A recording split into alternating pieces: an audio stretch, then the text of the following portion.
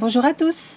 Comme vous le savez, notre principale préoccupation au quotidien, c'est le stockage d'énergie. 1200 watts de capacité. Aujourd'hui, nous vous présentons le modèle F1200 de chez Ankersolix. Découvrons-la ensemble. Allez, on se retrouve pour le déballage.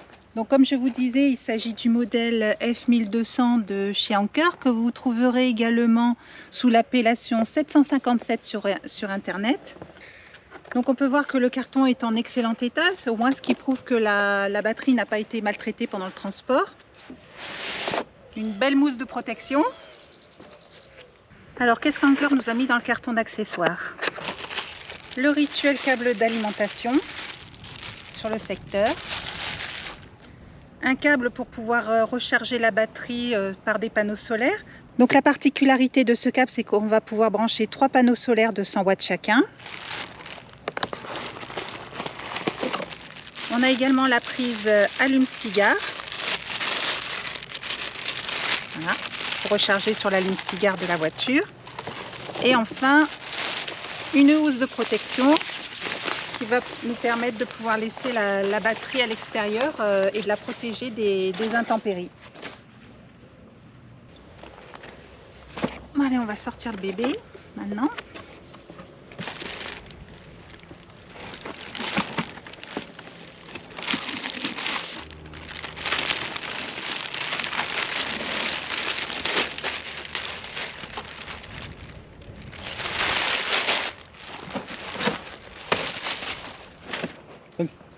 Allez, on va s'installer sur une table.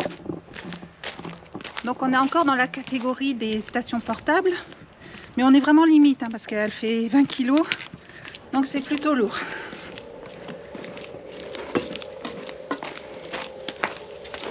Donc on passe aux dimensions. 46 cm de longueur, 24 cm de largeur pour une hauteur de 29 cm. Le design est plutôt réussi, les plastiques sont beaux et de bonne qualité. J'apprécie également les 2 poignées qui permettent une bonne prise en main au moment du déplacement de la batterie. En façade, on retrouve l'écran de contrôle que l'on active grâce à cette touche. Donc ici, nous avons le bouton d'économie d'énergie. Donc là, nous l'avons allumé, nous avons le petit icône ici. Donc cette fonction permet de désactiver la batterie dès qu'elle n'est plus sollicitée. Par contre, si vous êtes utilisateur d'une machine CPAP, donc je vous rappelle, c'est contre l'apnée du sommeil, il faut veiller à désactiver cette fonction parce que bien évidemment, sinon la machine ne marchera pas puisque c'est par cycle qu'elle fonctionne. Elle fonctionne par intermittence. Et ici, nous avons un bandeau LED que l'on active ici avec 3 niveaux de luminosité. Alors, elle est plutôt bien fournie en connectique. Ici, nous avons la prise allume-cigare que l'on alimente grâce à cette touche. À côté, nous avons 2 prises USB-C, une de 100 watts et une de 60 watts. En dessous, 4 prises USB-A. Et de ce côté, on retrouve 2 prises AC, donc courant, que l'on active grâce à cette touche. Donc sur la face arrière, derrière cette petite trappe, nous avons les connectiques pour la recharger. Donc ici, on la recharge par le secteur.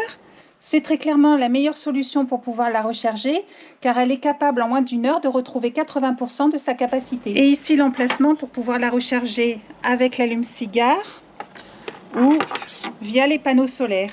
Et la particularité de ce câble, c'est que l'on peut y raccorder 3 panneaux solaires de 100 watts. Donc ce qu'on apprécie particulièrement sur cette batterie, c'est son haut niveau de protection. Elle est équipée d'une fonction contre les surtensions. Et c'est avec cet interrupteur qu'on réinitialise la station au cas où la fonction s'est activée.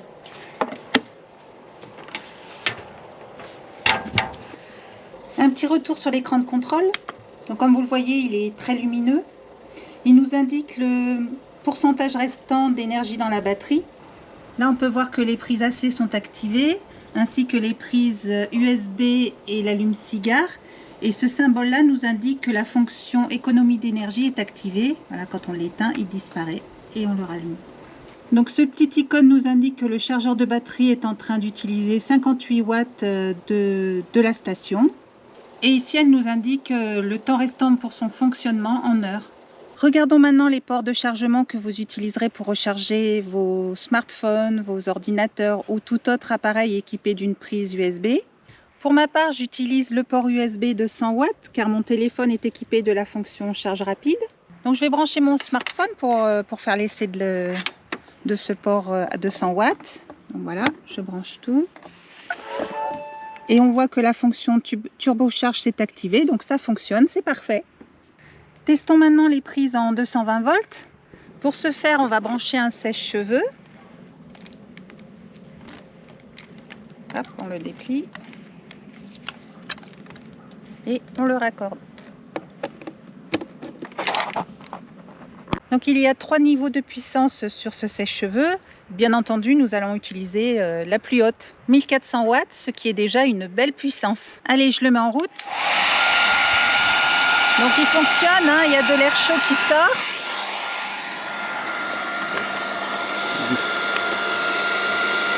On voit que l'appareil consomme 1400 watts et à ce rythme, la batterie m'indique que je pourrai l'utiliser pendant 70 minutes.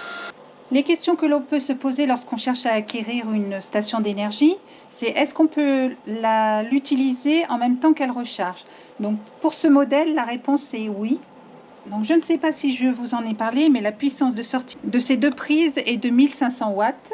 Et enfin, le chargeur solaire qui pourra recharger cette batterie aura un voltage compris entre 11 et 30 volts. Une fonction vraiment essentielle pour nous et dont est équipée cette batterie, c'est la fonction onduleur. Donc pour nous, c'est vraiment primordial puisque sur cette batterie, nous allons y brancher l'ordinateur.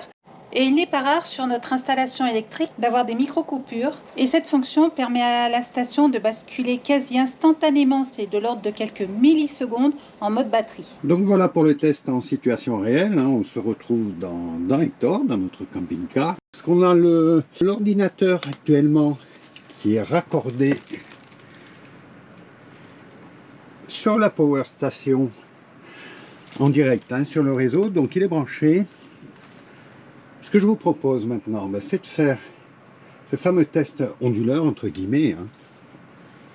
Donc pour ce faire, je vais enlever. Donc pour ce faire, hop, je vais débrancher ici, on va voir ce qui se passe. Clac. Et bien, écoute, j'ai entendu le petit relais de la station se mettre en route. Donc là, il est complètement en mode batterie. L'ordinateur s'est pas éteint, tout fonctionne. Voilà, il n'y a pas eu de micro coupure, il n'y a rien eu. Ça a été, le basculement s'est fait instantanément. Je vais le rebrancher sur le courant. Voilà. Je peux même faire le test en coupant le. Je vais faire le test en coupant. Voilà, là il est sur le courant.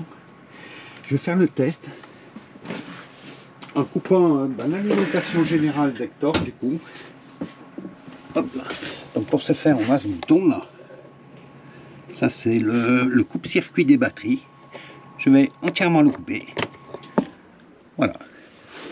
Donc j'ai plus d'élec dans Hector. Tout est coupé. Et voilà pour l'ordi qui fonctionne toujours parfaitement du coup. Il va basculer sur la batterie. Donc voilà, c'est exactement pour cette fonction qu'on a choisi d'utiliser cette batterie. Et visiblement, elle fait le job parfaitement. Allez, on va rallumer tout ça. Voilà. Impeccable, la bascule vient de se faire. Je viens d'entendre le petit relais se mettre en route. Donc là, elle est revenue sur le réseau. Voilà pour cette description, j'espère qu'elle vous aura plu.